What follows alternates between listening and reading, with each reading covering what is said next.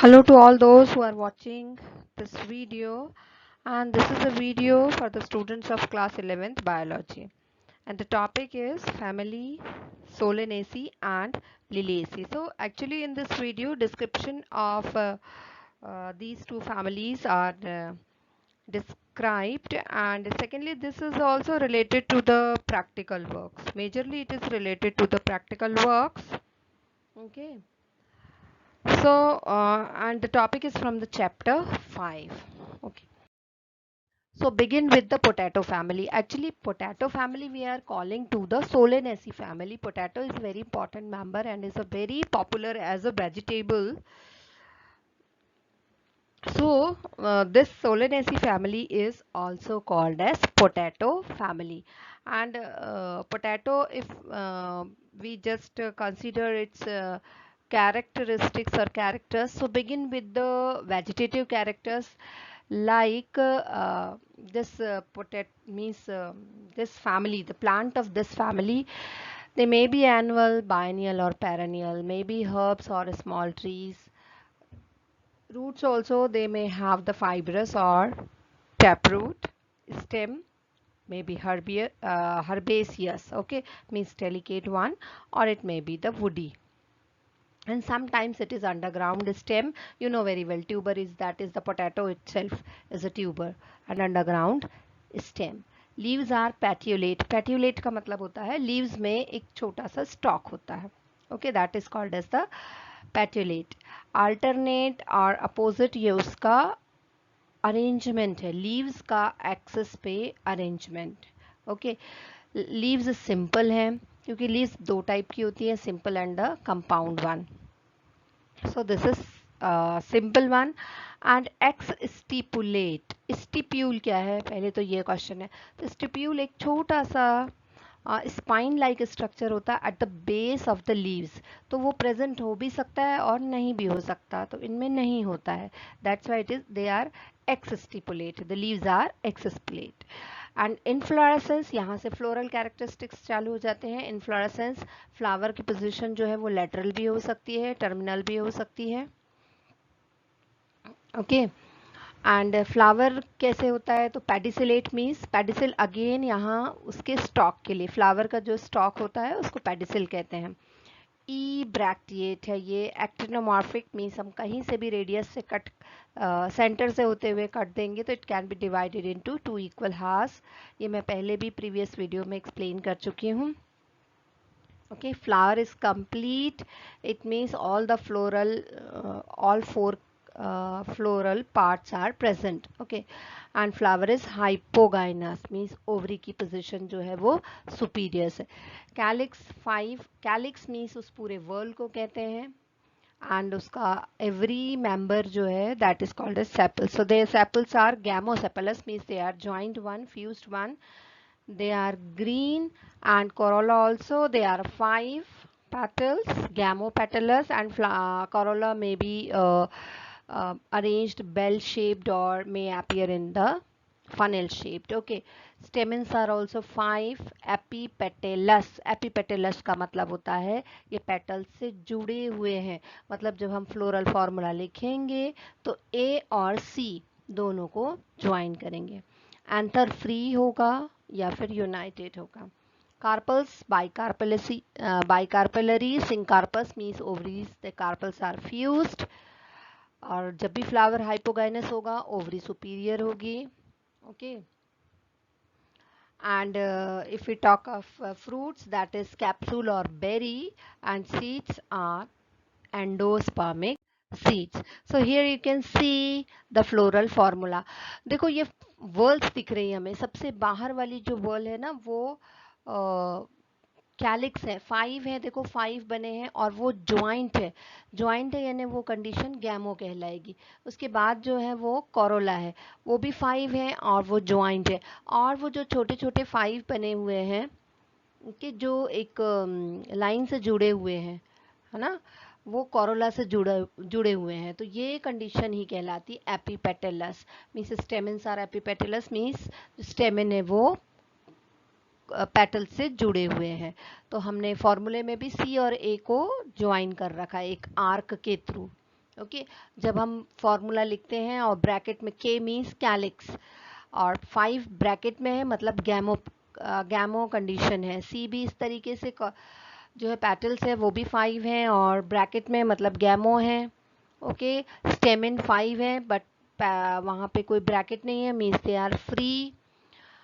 और gynoecium carpals are 2, दोनों जुड़े हुए हैं मतलब सिंकार्पस कंडीशन है। और नीचे एक छोटी सी 2 के नीचे लाइन खींची, मीन्स ओवरी जो है वो सुपीरियर है। ठीक है, और एक छोटा सा डॉट लगा है उस डायग्राम के ऊपर, उसे मदर एक्सेस कहते हैं। This is very compulsory when we draw the floral diagram. So this is the means different parts of the plant belonging to this family. And economic importance, बहुत सारी vegetables है इस group में, okay, and which is used as food, जैसे potato है, tomato है, brinjal है, they all come to this. Ornamental में petunia flower है, tobacco also comes to this category, means this category means this family. Medicinal plants है Atropa, datura, henbane. Now family Liliaceae. Liliaceae means पहले ही बता दूं ये monocot family है. Okay, lily से स्टार्ट, लिलीज देखी है ना. हाँ, तो हर्ब्स होंगे and rarely the shrubs are there. Underground stem होता है इनका, बाहर लीव्स भर आती है. लिलीज की लीव्स कैसे हुआ करती हैं उस तरीके से. एंड इसका सबसे इम्पॉर्टेंट फीचर जो हमको मिलेगा वो मिलेगा ट्राइमेरस. ये ट्राइमेरस जो है ना, मतलब मल्टीपल्स ऑफ 3 में मिलेंगे हमें, चाहे वो सेपल्स हो या पेटल्स हो, इस तरीके से. तो ट्राइमेरस एक इसका कैरेक्टरिस्टिक फीचर है फैमिली लिलिएसी का. ओके, अब इनमें सेपल्स और पेटल्स अलग अलग नहीं होते, उनकी जगह पे पेरियंथ होता है. ओके, मीन्स डिफ्रेंशिएटेड नहीं है सेपल्स और पेटल्स, तो हम उसे पेरियंथ कॉल करते हैं. एंड 6 हैं and they are arranged in 2 whorls. In each whorl they are 3. You will get in the next slide, you will get a picture of a flower. You will see किस तरीके से जो petals की तरह दिख रहे हैं वो पेरियंथ है. ओके, वो कैसे अरेंज्ड है, right. So this is the description of family Liliaceae. This is their vegetative characteristic किस तरीके से हैं. जैसे पहले ही बताया मैंने कि वो हर्ब्स ही हुआ करते हैं ज़्यादातर. रूट जो है फाइब्रस रूट्स हैं, मे बी फाइब्रस रूट्स में sometimes there are tubers. And stem also herbaceous और woody.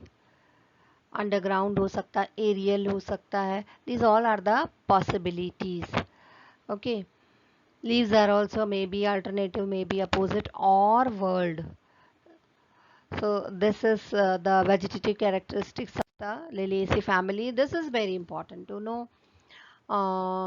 Floral characters begin with the inflorescence. It is variable, बहुत सारे तरीके का हो सकता है. रेसिमोस भी हो सकता है, साइमोस हो सकता है. अब इसकी और कैटेगरीज होती हैं फर्दर. इट इज मीन्स सब divided. okay, and flower it is pedicellate, actinomorphic, lilium. okay, and maybe bisexual or unisexual. So many examples are there. The important feature is perianth. okay, and we will get the floral parts in 3 or multiple of 3. And seeds are endospermic seeds. Okay, हाँ, ये pollination जो हुआ करता है ये entomophilous है. Okay,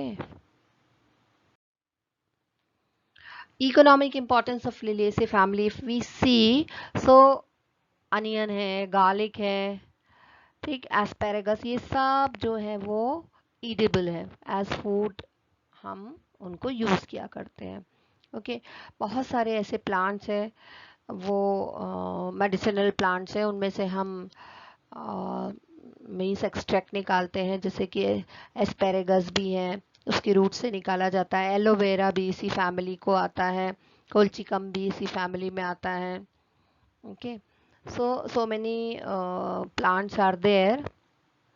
We also obtain the fibers, resins, some of the plants जैसे tulip, Lilia, okay, glorissa, yellow, ruscus, dracena, asparagus, yucca. So many plants are there which are ornamental plant. This is the picture I was telling you कि किस तरीके से 3 और 3 arrange है दो whorls में.